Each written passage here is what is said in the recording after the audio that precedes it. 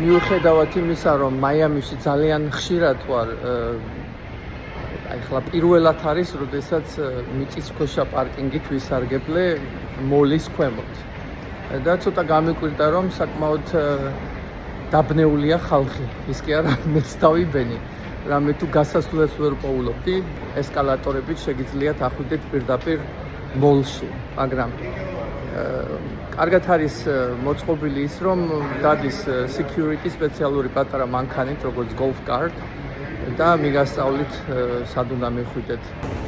ადიხართ მიწისქვეშა პარკინგიდან პირდაპირ მოლში. საკმაოდ კეთილმოწყობილია ყველაფერი, პირდაპირ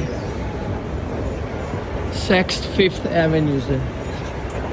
და შეგიძლიათ მიახარჯოთ ფული. მეგობარს უნდა შევხვდე ლანჩზე. უამრავი პარკინგია, მიუხედავად იმისა, რომ საკმაოდ ბევრი ხალხია ბრიკელში. ჩემი საყვარელი უბანია. მიწისქვეშა პარკინგი ბევრად უფრო იაფია, ვიდრე მიწის ზედა პარკინგი, ამას დააკვირდით. არის მიწის ზედა პარკინგი flat fee, სადაც როგორც წესი $20-ია.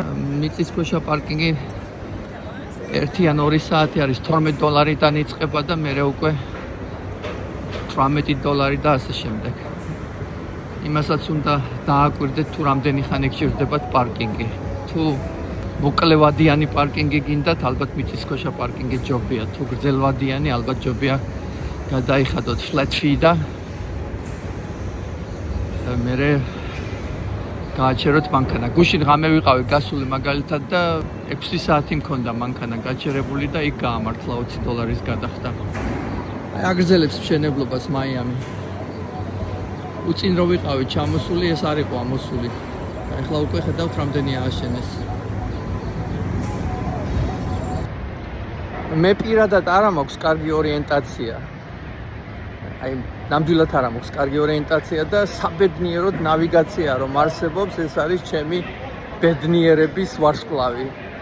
აი რომ ვიდრე ნავიგაცია არსებობდა, ძალიან მიჭირდა ამ რუკებით და იმეებით.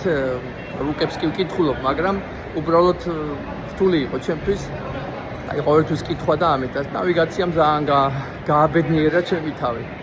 ხო, ამიტომ როდესაც პარკინგში ვაჩერებ ხოლმე მანქანას, სურათს გადავუღებ ხოლმე იმ სივრცეს, სადაც მანქანა არის გაჩერებული და მე ასე უფრო ადვილად ვყოულობ. თორე პარკინგში საკმაოდ მიჭირს ხოლმე ადგილის მოძიება. ახლაც გადავიღე. აი უკან დავბრუნდი სპეციალურად, რომ გავიხსენო ის ადგილი, თუ როგორ უნდა ჩავიდე პარკინგზე. აი აქედან ჩავდივარ პარკინგში.